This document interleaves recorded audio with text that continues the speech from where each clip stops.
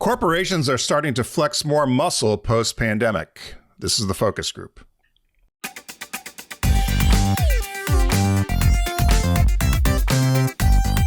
They're all business, except when they're not. It's the focus group with Tim Bennett and John Nash.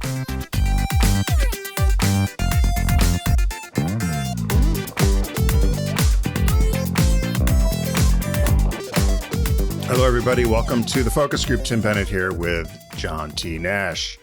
We are the focus group. Be sure to catch us each week here on Wednesdays or when you time shift whenever through YouTube or Facebook or any of the other methods that you find our programming. The best place to do is to find us is at focusgroupradio.com. You'll also find our podcast there, which is TFG Unbuttoned, which is a companion to this. It's 20 minutes in and out, 3 stories that John and I share. And the focus group is a bit longer, most reminiscent of our show that we've had for many years, 18 years on SiriusXM radio and the likes. And in our shop talk segment today, as I brought up in the tease, John found this article about how some companies now post-pandemic are starting to limit or change some of the employee benefits that they used to provide. And so we'll discuss that later on in the program. But first, we like to catch up. We have a Caught My Eye or business birthday, and then we get to our shop talk. So, Mr. Nash, welcome to May. Welcome to May. So this week we had May the 4th, which is May the 4th be with you, this Star Wars thing. We had Cinco de Mayo the other day. And last week we played some local auto ads. Fabio was one who sent it. He was from Nevada. He's getting some socks. I have 3 hilarious ads from one of our listeners named Jill. I have to go through them to decide which is the most crazy to capture the audio for, but boy, did she knock this one out of the park. So it's visual and it's audio. It's these Where local were they guys. from? Or is it? Oh, I should know because I looked at all 3 of them, but it's local. It's what the local guys do. And I swear the ones that are the craziest probably have the most memory recall for at least for consumers. But I want to say, keep those cards and letters coming. It doesn't have to be auto. If there's a local ad that you see all the time and you could find it on YouTube or something, just send us a note at letters@focusgroupradio.com and you have someone here who's looking at it and getting ready to put it on the show. I think Jill's stuff I'm going to do for next week.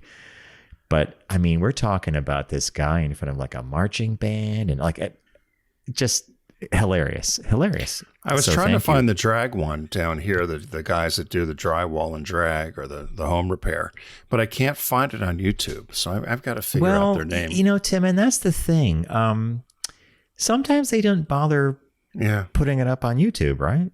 Yeah, I'll have to see. I'll have to try to find it. We didn't talk about it on Unbuttoned, but you saw that Rudy Giuliani was in the hospital in critical care, stable. And also Barney Frank has gone into hospice. Mm-hmm. So Representative Barney Frank, and so too certainly people that I would say maybe in the 90s were certainly at the top of their game, right? I mean, Barney Frank has always been. I think he was the first out. A member, a House representative member from Massachusetts, and he is now in hospice. And they said he's still putting up a fight, and was very much like Bill Maher, or a couple of other people that are more centrist left, that said that they felt maybe the Democratic Party, had gone a bit too far left or too extreme in some regards, and is hoping that. It maybe centers itself for the elections and for the presidential elections coming up. They also were talking, I saw Gavin Newsom was on over the weekend as well on some programming and was kind of talking the same way, but it's not overly popular in some rooms within the Democratic Party. So we'll see how it all nets out. Not overly popular, meaning this critique of tacking too far in one direction? Yeah, so Barney Frank was criticized, as was James Carville, as was Gavin Newsom, and a number of other, I guess what you would call centrist left or moderate left folks that said you've gone too far in on taking the bait about trans issues. Trans people are important. Trans people are human. Trans people should have all the rights as everybody else. But the right has made them such a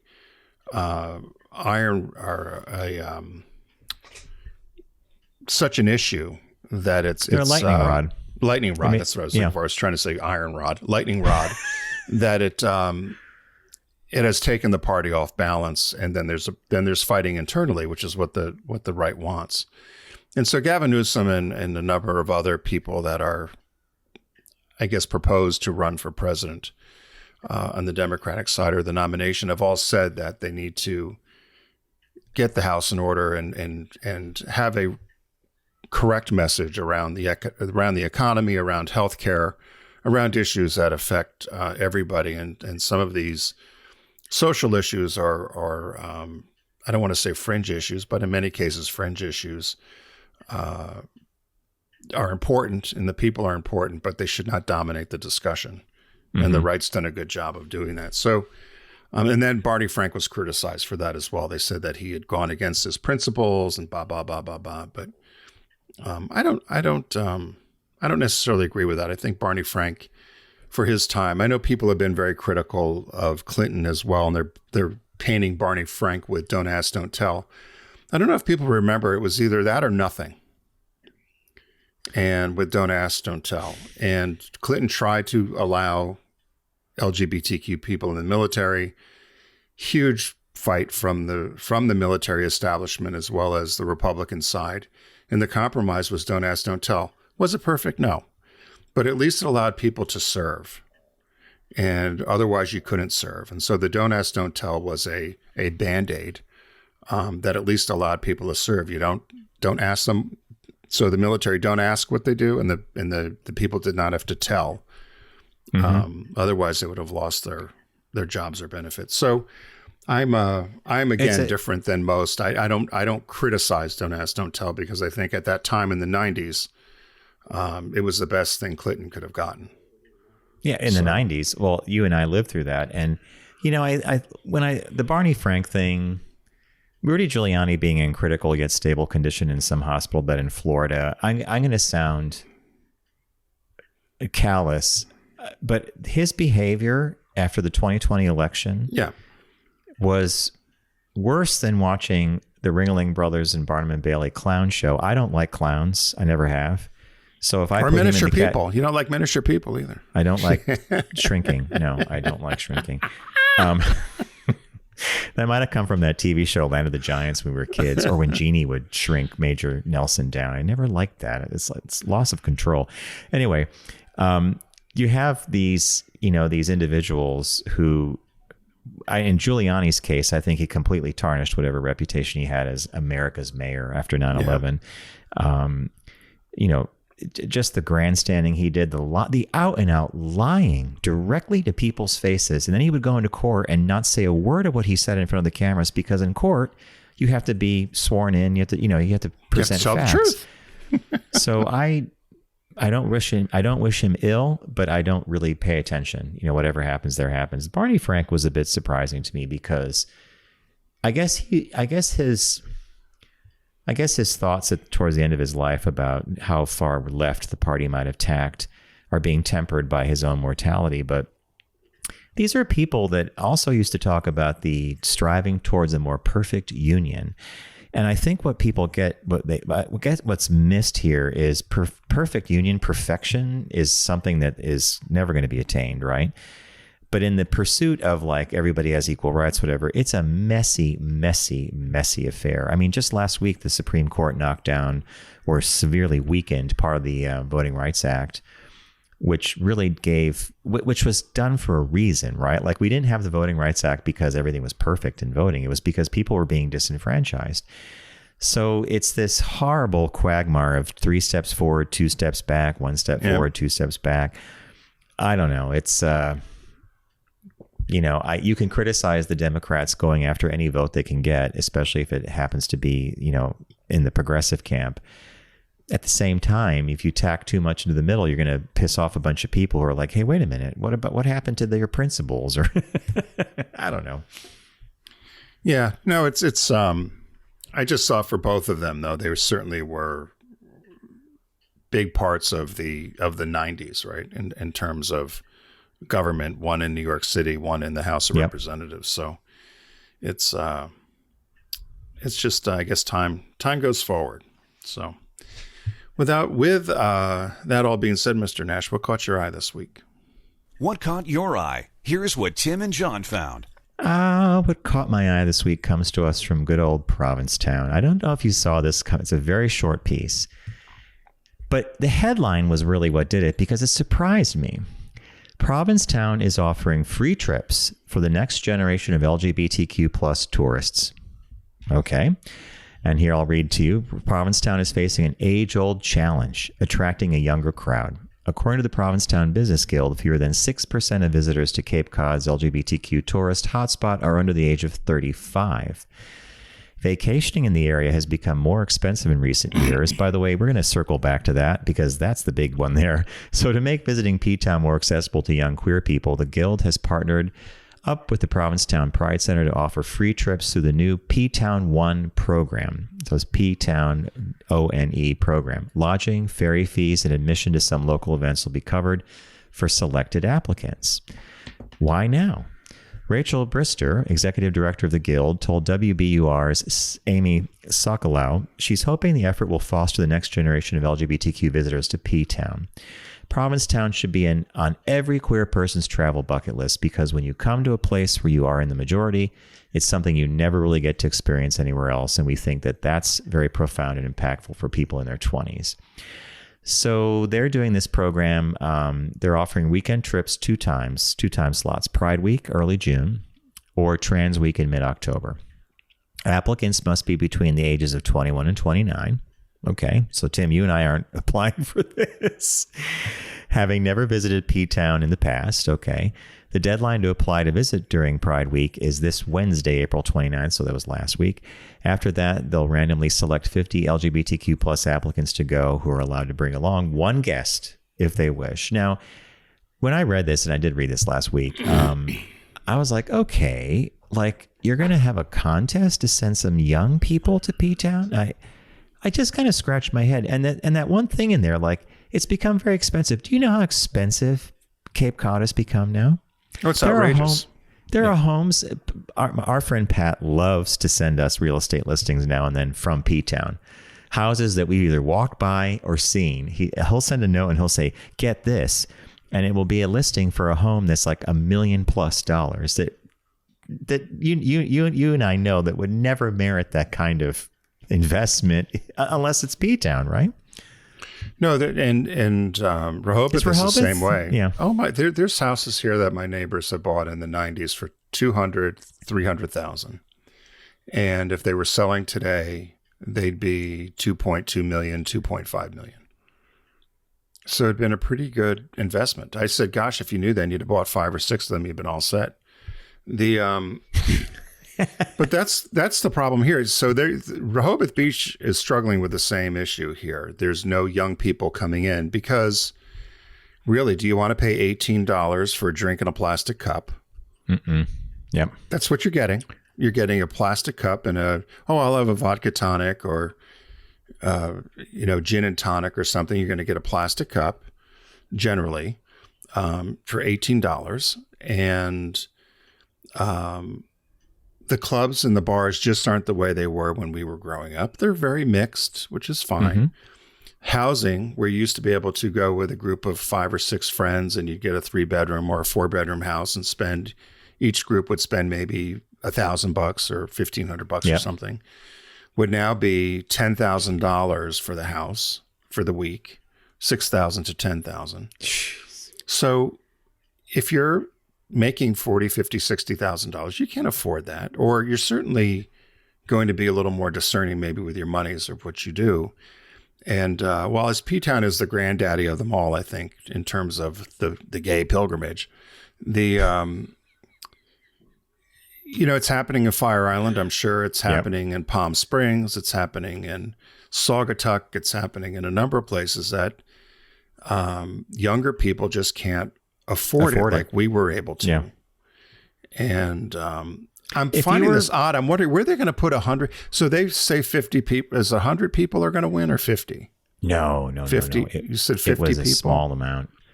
I think you said 50. Randomly select 50 people. And so they need to perhaps have 50 open rooms, hotel rooms. I mean, that's going to be pretty tough in the summer, I think. I know down here it'd be tough to get 50 rooms. So I guess they're going to get 50 rooms, and then they're going to give you entree into a drag show or a performance at the post office or something, or Crown and Anchor, and I guess you get some show stuff, and you get a ferry pass. So they can make it. I think the organization you still have to eat out, right? How expensive is it to eat out? Two people eating out, you and Bob, it's going to be $80 for lunch.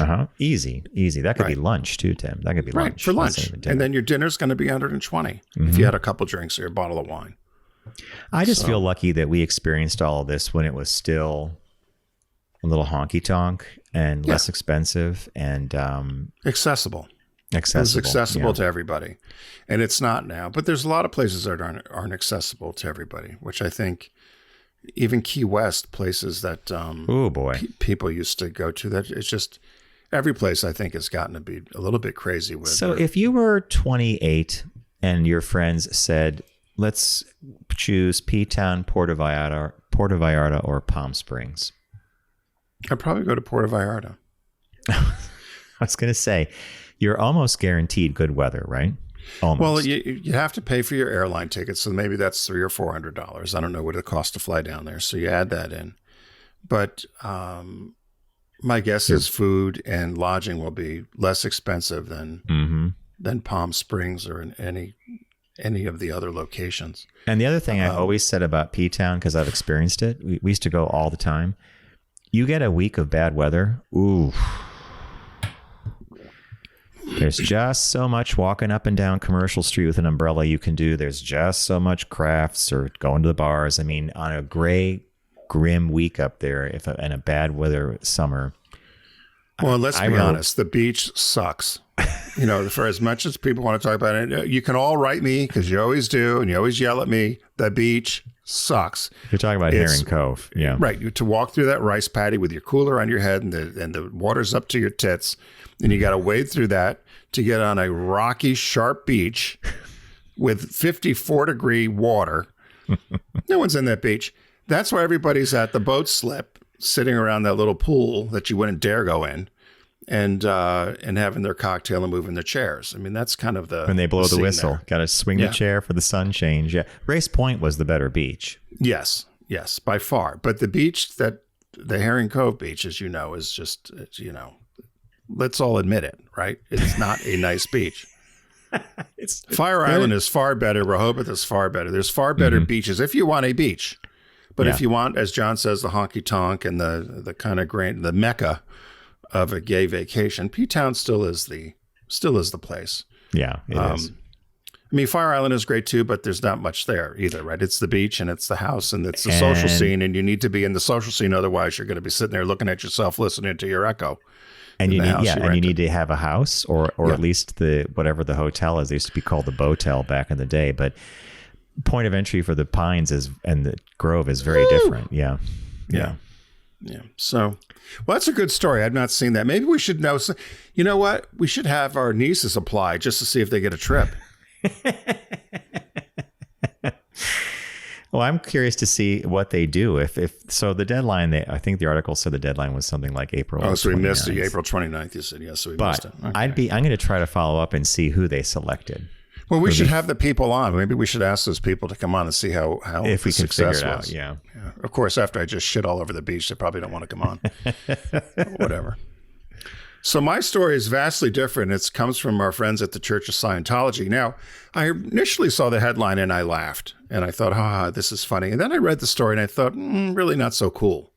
So the headline is Church of Scientology blasts TikTok speedrunning trend as viral videos circulate. So there's a trend happening. So Church of Scientology, founded by L. Ron Hubbard, which is has Tom Cruise, John Travolta, other celebrity adherents to it, a lot of A-listers.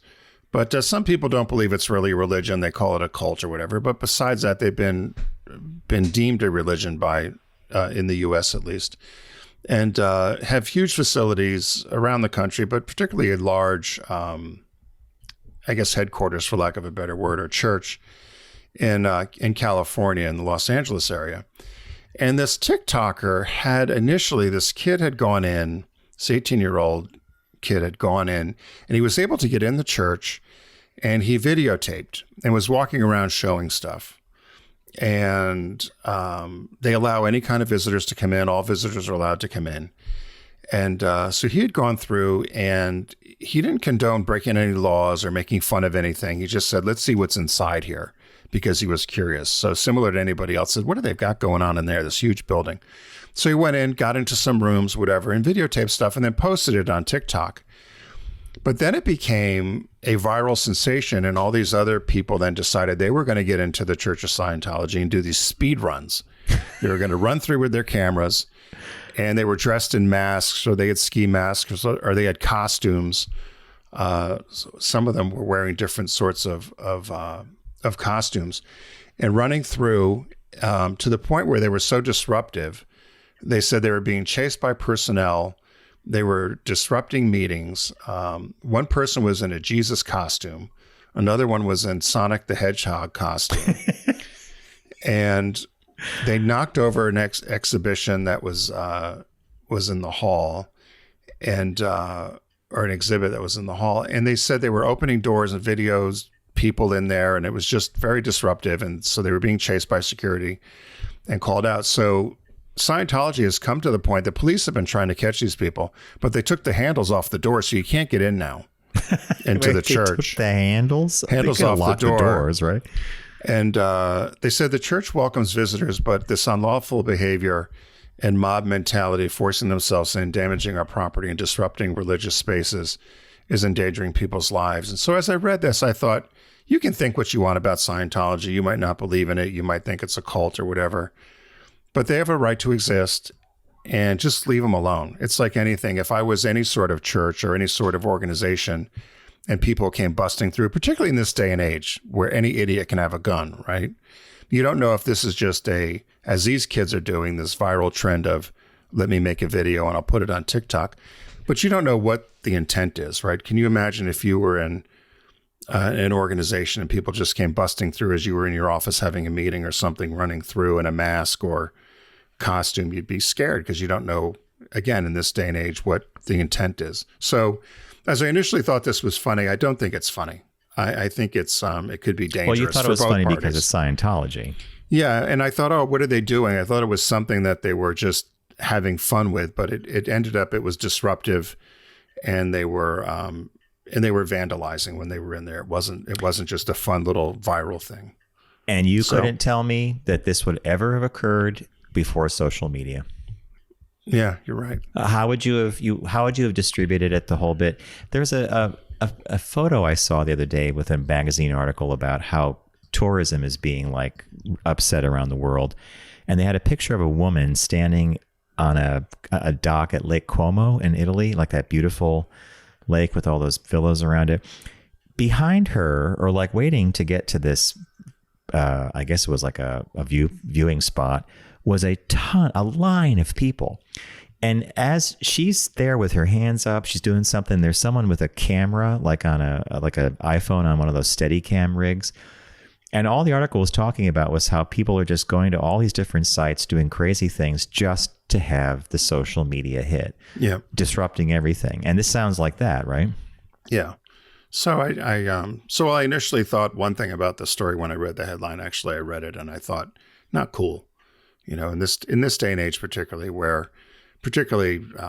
synagogues are under all kinds of pressure now, in terms of, you used to be able to just walk in and pray, and because of the climate, that they even have security or lock the doors now. There was some woman in London talking about, you just can't walk into a synagogue anymore. You have to call ahead for an appointment if you want to go in and pray. Horrible, which is sad. Yeah, sad. It's against the entire tenet of everyone all welcome. Are welcome. Yeah. So, and I think this Church of Scientology should fall under that same umbrella as a religion. Whether you agree with them or not, they shouldn't be subject to vandalism and disruption. Maybe they were hoping to. Who was the guy? Was it Zeno? Was the alien? Oh, I forget. Maybe. Well, Zeno they might not be far off. Yeah. They think a spacecraft landed here and it went, that populated the populate, right? We're all, you know more than I do about these. I don't know what planet. I know about the cans you hold and clearing and Xeno. That's about it. And I know that South Park has mercilessly done a great send-up of Scientology. Yes. Yeah, no, they were quite good. So one of our signature segments here we have on the focus group is our business birthday. Everyone does celebrity birthday greetings, but the focus group is the only show in the universe that celebrates business birthdays. So born May 6th, 1888.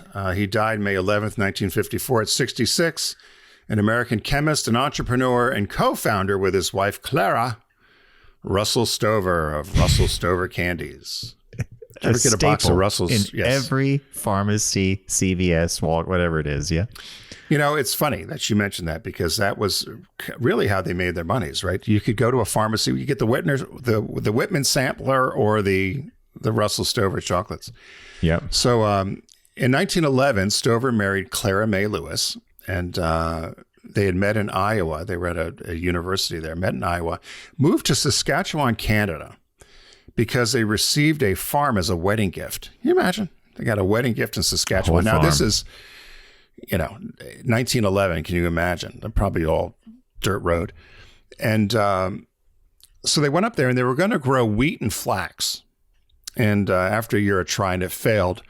So they moved to Winnipeg, and while he was in Winnipeg, he started working in the candy business and ended up finding his way down to Minnesota, where Russell and Clara moved, and he worked for a Minnesota candy company called A&G Morris, and then they moved them to the office in Chicago. So while he was working for the candy company, after Chicago, they moved in 1918. He moved around a lot. They moved to Des Moines, where he worked for the Irwin Candy Company, and then made his way to Omaha, Nebraska, and then his way to Ottawa, Iowa. So he was all over the place making candies. So while he was in Iowa, he got a call, or he met this guy, 1921, Christian Nelson, and he had this concept of mass-producing chocolate-covered ice cream. And so it was a chocolate-covered ice cream treat called the I-Scream bar. And he was talking with Russell Stover because he was making chocolates. And he said, I want to have a company that can make these.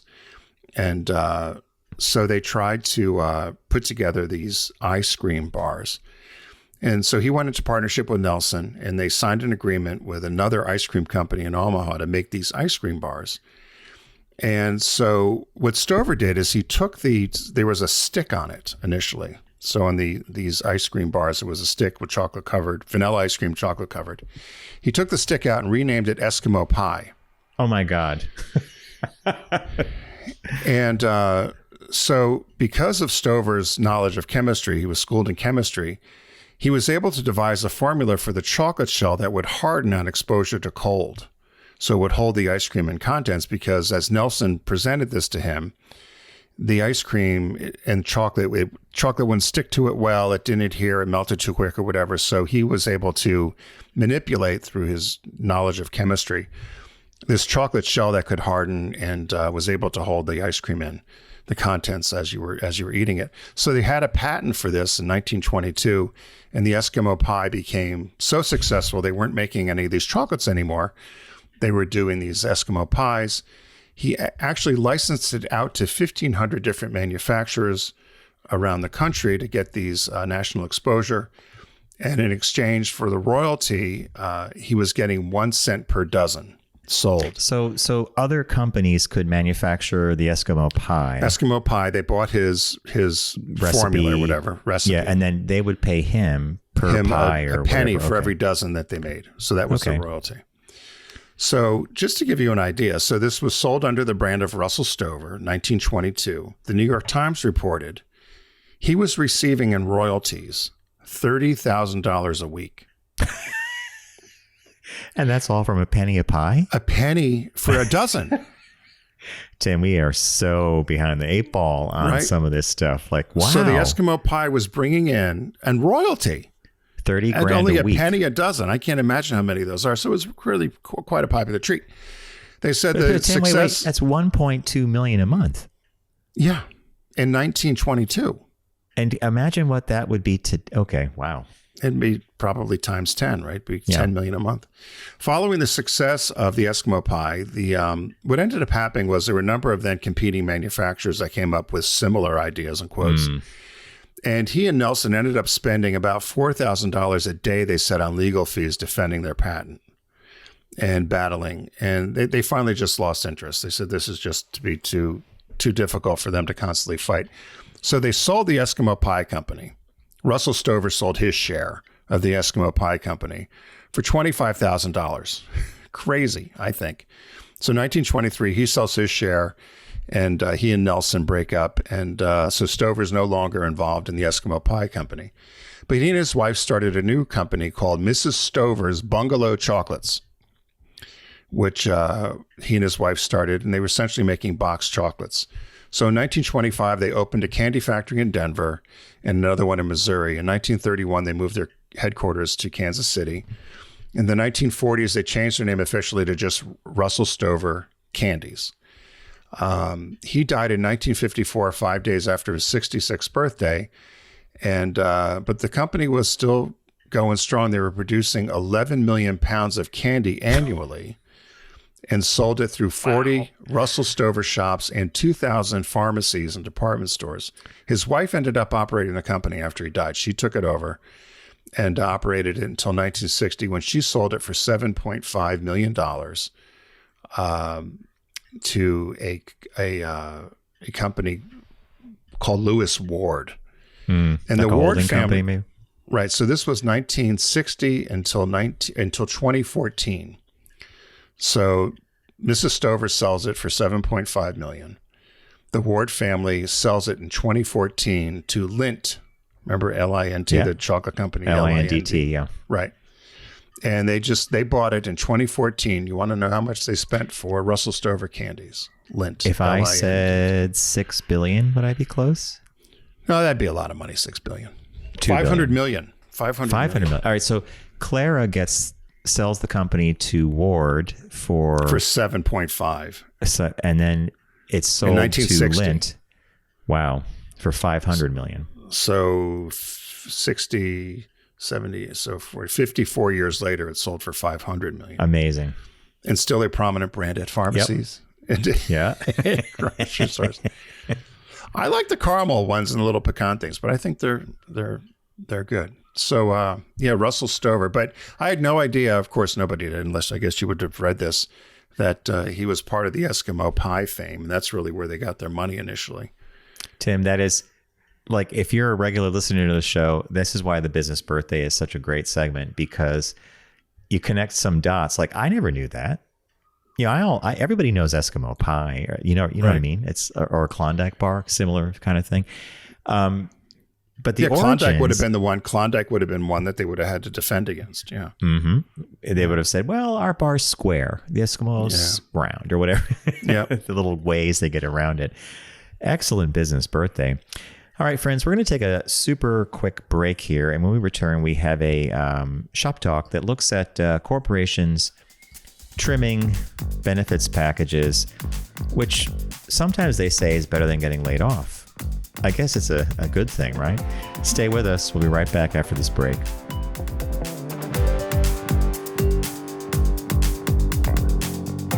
You're listening to The Focus Group with Tim and John. Learn more at focusgroupradio.com.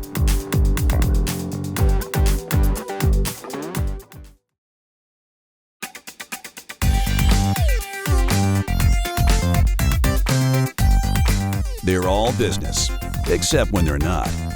It's The Focus Group with Tim Bennett and John Nash.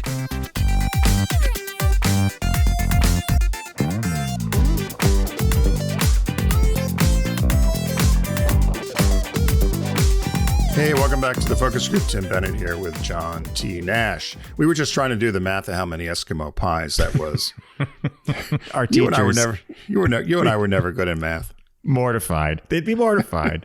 If that were a question for the SATs or something like that, or Google, if you had to work at Google, they would ask you if Eskimo pie, if they made a penny per dozen and they sold and they got $30,000 worth, how much? Yeah. How many Eskimo pies did they sell? I don't know. A lot. That's the kind of answer Tim and I would have given back in high school, by the way. And our teachers never appreciated our very, very thoughtful, approach to this. But yeah. Well, so there you have it. Speaking of, I guess this is not an easy segue, but maybe it is.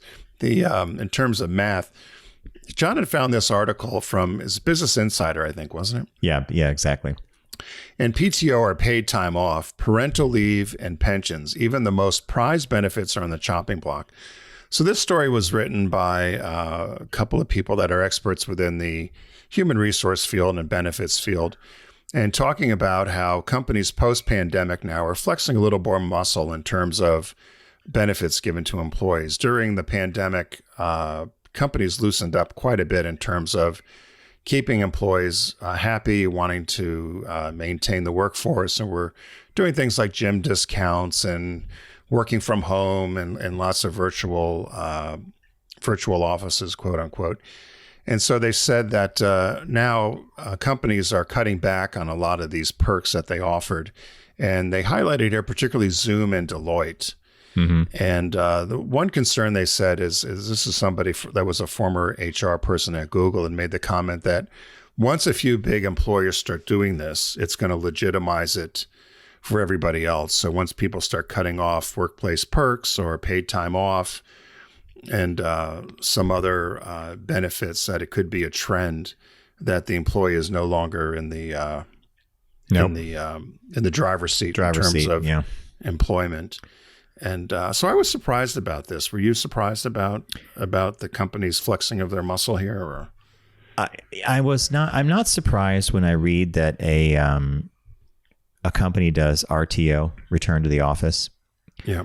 We've seen a lot of that in the wake of COVID. This did surprise me, though, because we're not talking about crazy benefits. Like gym membership is one thing, or supplementing your gym membership. Personal time off is one of those things where you have some companies who are like, do what you want to do, take the time you need, we'll give it to you. Others are like Bob's old companies, you have 10 days of either vacation or personal time. And I haven't lived in a world that had to work with that. I mean, owning I was going to say, you it's difficult because you're always working, right? When you own your own business, you're available every day. You are, right? And then you don't really look at PTO the same way. It's like, I think I'll take today. It's quiet. Maybe I'll mental do a health day. Yeah.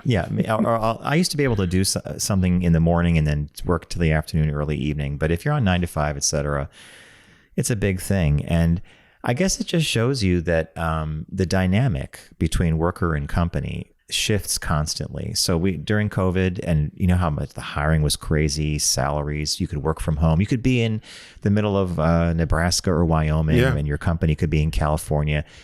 Now that trend flips, and I've read stories of people who relocated just because they could relocate and work remotely, and now they're being asked, got to come back to the office. Well, the office is 2,000 miles away. Let's figure it out. Did you ever, when in your corporate years, did you approach a job with thought process about benefits or time off? I just assumed they were good or they were competitive. Good answer. I would just assume. So if you went to I worked at a couple of very large companies. So the first one was LTV Steel, which was the second largest producer of steel in the world. And they had ridiculous things. They gave us money to buy a briefcase, proper briefcase. They gave I'd get yelled at all the time for not spending enough on my expense report for lunches or for dinners. Now, I was 23 years old. And so for me to take out somebody to talk about buying armaments and steel from the purchasing guy that's 50, 60 years old at his 23-year-old kid, I had no business having that job, quite frankly. Now I would love it. You want me to spend? I'll spend. I can go out and have dinner. We can go out and do things. At that age, I was constantly getting in trouble for not spending enough money. Because you're supposed to be whining and dining. Supposed to be entertaining clients. these, right? Purchasing people from these large corporations and military contractors, and I didn't understand that.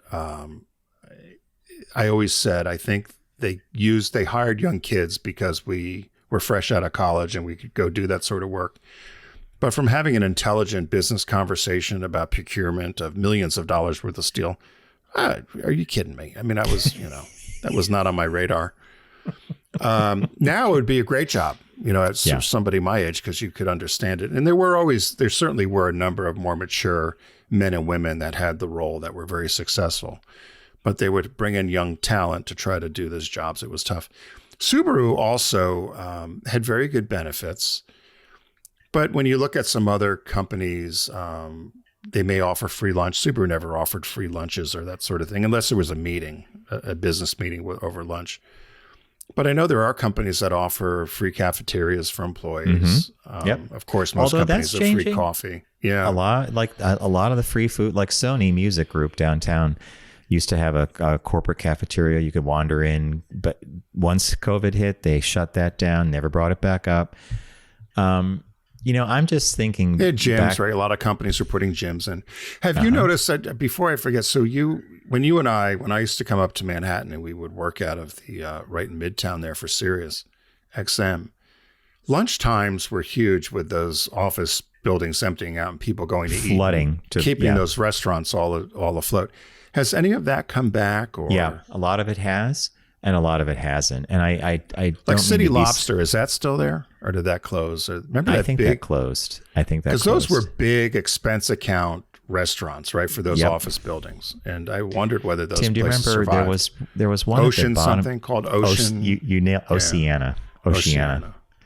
That was like a fancy glitzy place. Yeah.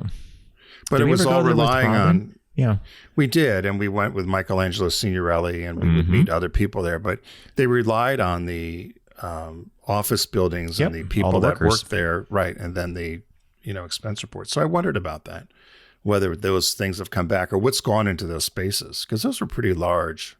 But here's the thing: lunch today in Midtown, you could go to like a Chopped, one of those places that does the salad or something. You're not getting out of there for less than $10 or $12, probably 12 or 15. Oh, yeah. No, easy. Yeah. And if you go back to when we used to have dinner, like lunches at City Lobster or something, we would spend more than that, obviously, but not a hell of a lot more. I mean, your people are spending crazy money on lunches these days. No, in the TikTok diner, what was that? $60 every time we went. You'd get a salad. You'd get eggs. I'd get a salad. I got the Greek salad with chicken. Yeah, you get the eggs. Greek salad. That's right. And she knew us, but the waitresses knew us. You want iced tea, kids? You want honey? Wasn't it 60? Wasn't it about $60? It's about 50 or 60. Yeah. Yeah. A lot of money. Not cheap. I still think of the Tim Gunn where he said Diane von Furstenberg busted in there one night. I need a hot dog. She said she had no concept that you actually had to sit at a table with a waitress. Somebody or come pay over. For it. She would just come in. Yeah, she just comes in and announces. Yeah, he said her bottle green Bentley sitting out front, and she walks out and didn't pay the bill. You got to run in and pay for the hot dog. I need a hot dog. Classic story. And you and I were at TikTok the day Hillary Clinton gave her concession speech. Oh, yeah. We watched her come in. The hotel that was part of that block, she was there at all the black SUVs go by, and she gives the speech. And Hammerstein Ballroom or something, wasn't it? Right. No, that's where we used to see concerts. You saw the Pet Shop Boys there with us at the Hammerstein Ballroom. What was next to TikTok? So it was a hotel? I thought it was I forget the name of the hotel, but it was an event space as well. Okay. It's still there. I don't think TikTok is, but no, the whole idea of the corporation somehow giving you more than just your salary. These perks were always meant to attract people. Maybe it's like they're not looking as carefully, but I think if you're starting a family, if you're a husband and wife, you're thinking about maternity leave. Possibly some companies offer paternity leave, right? For the dads. Well, that's what they said here. So it was always maternity leave, right? If you were a female and they said some of these companies have dropped it down to 18 weeks for paid leave when it used to be around 20 to 24. And they said non-birthing parents, so the male or, somebody not, I guess if it was a same-sex couple, the non-birthing parent, they're saying it's down to 10 weeks, down from 16. But I never remember men taking time off. No, that's a new trend as well. And then in that same, down towards the bottom of the article, I referenced it earlier. It's like many in the corporate world say it's better than a layoff. If we trim the sails a bit and we save some money here or there, it's better than laying somebody off. But the article did the nice, they did that little tennis ball back and forth thing where like, well, they say it's better than a layoff, but they're going to probably shoot themselves in the foot because if someone's looking for the benefits, they're going to restrict the hiring pool, basically, right? I won't mention the name of the company, but I'm doing an assignment now that's 100% virtual corporation, and I see all the warts. Really? Yeah, because it's what you've always said, and we've always said. There's something about face to face. There's something about the meeting after the meeting. It's Energy. something about bumping into somebody on the way to the mailroom or to walk around the office and have a chat with somebody about something, or, hey, I didn't know you're working on that. I'm working on this. Maybe we can do this together. Getting on and off Zoom calls or Teams meeting calls or whatever. It's just that you're on, you're off. And then there's no other interaction really, maybe some emails here and there. But and I'm old school as probably you are, I would very much be for getting people back in the office and collaborating and having that human connection. And I think it's difficult to operate without it. But I do know our friends at Subaru, they have had to compromise because they had such pushback from the employees, as has General Motors and a few of the other automotives, that they've landed on everybody must be in the office Tuesday, Wednesday, Thursday, and then Mondays and Friday you could do virtual or offsite. Now, they used to do that in the summer anyway. You could pick either Friday or Monday. And so it was essentially a 4-day week. Do you remember we once profiled a company or interviewed somebody, I forget which it was, who claimed that they allowed people the flexibility of working from home only on Wednesdays and Thursdays. Yeah. And when you really think about it, it was purposely set up that way so you don't create the 3 or 4 day weekend, right? Yeah. Yeah, no, you're exactly right. Right. So you're not, I'll pick Monday, you pick Friday or something. No, you're exactly right. So I don't know if I had a corporation or a large corporation, well, your friends, you're somebody in the finance area, large finance company. You said they went from having 22 floors to like 3 floors or something in Midtown, right? So my guess is a lot of those people are working out of home. Yeah. If you looked at like Morgan Stanley, for example, their corporate footprints changed a great deal, and their people are fluid. But I know from a lot of people at that bank in particular that there is a preference these days for being there in person. I think that once you get that mass going again, where everybody's there, it's what you said. It's spontaneity, it's energy, it's the meeting after the meeting, it's the casual thing someone says to you that triggers an idea like, hey, wait a minute, I didn't think of that. That doesn't happen on these prescribed 3 to 4, 10 to your calendar, the whole bit. But then the other challenge is you and I have a friend who works in the ad business, ad agencies, and the ad agencies scaled down their real estate footprint tremendously. And now, as everybody wants to come back or have that connection, they're sitting on the floor. Yeah. They're on the floor. There's no room, right? So hopefully it'll balance out. Tim, we're approaching that magical zone where we're not going to care if it balances. Yeah, I'm just happy I'm not in the thick. We're at the sunset of that. Yeah. Of that. Well, and let's not forget. Last week, Elon Musk said, and not that you have to listen to anything he says particularly, but he's like, "Why are people saving for retirement?" Really? Because in a few years, AI is going to make abundance. It will be an abundance, a wealth of riches for everybody. I'm thinking to myself, who's going to get paid? So what do you do? You're just going to get money? I thought to myself, how is that going to work? It's going to we live in a system that is tiered hierarchy. Middle. We play like we're not a class-based system, but we are. Yeah. You're rich, you're this, you're that. I mean, how does abundance out of AI going to? And no one needs retirement plans. But where's the money going to come from? So you're just going to sit home and collect the check? Sounds like Europe. I don't. Maybe he's thinking it's a post-money world. Yeah, it's kind of like if you're a Star Trek fan, you know that in the world of Star Trek, there's no money. People do what they want to do. They learn. You do as your thing. Like, we're way away from that. No, I don't see that. So what did they do all day? They didn't work. They just flew around. Well, it reminds me of when I was a kid. You didn't eat either, did you? No, I remember I think that was the second or third time we were watching The Wizard of Oz, because you only see it once a year when we were kids. That's what it should sitting be. in front of the black and white TV. This is before we got color from my grandmother's TV. We're sitting there and I'm listening to the song, we get up at 12, and start to work at 1, take an hour for lunch, then at 2 we're done. Jolly good fun. Da, da, da. And I remember looking back at my mom. I said, Mom, I don't think they work. No, they do not work, honey. Coming Just from skipping around the yellow brick road. Yeah. They get up at 12 and start to work at 1. I'm thinking, wow, okay, no, they do not work. And she said it in such a way that you could tell that she had no approval for the people in Oz, because they didn't got to work. Did I tell you, by the way, we have a brick walk from the road to our house. I was going to paint it yellow or gold. Oh, Tim, I know the walk. Yeah.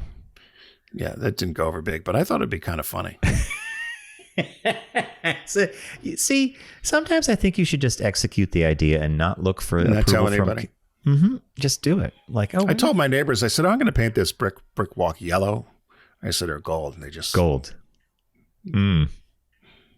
Just and then you just need a little cardboard Dorothy with Toto out front. Or the witch. You take your pick. Follow the yellow brick road. Or maybe a flying monkey would be good too. Get one of those guys.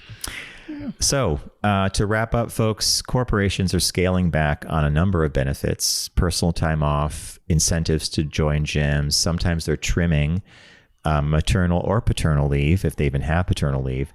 And this trend indicates that the companies feel that they're back in the driver's seat in terms of hiring and what they can dictate for salary. And we know that the pendulum swings, but right now it's swinging in the direction of you're not going to get all these extra benefits. All right, we're going to leave it there, and we're going to thank you for joining us here on the Focus Group. We know you have many podcasts to choose from, and we are very happy you choose us to listen to. FocusGroupRadio.com is our website. You'll learn about us there, including TFG Unbuttoned, our Tuesday podcast. And finally, please don't text and drive. Arrive alive. We want to see you here next week for the next edition of the Focus Group. Take care.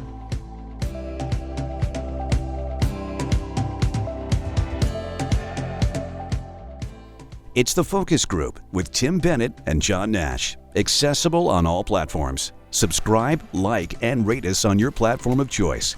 Learn more at focusgroupradio.com.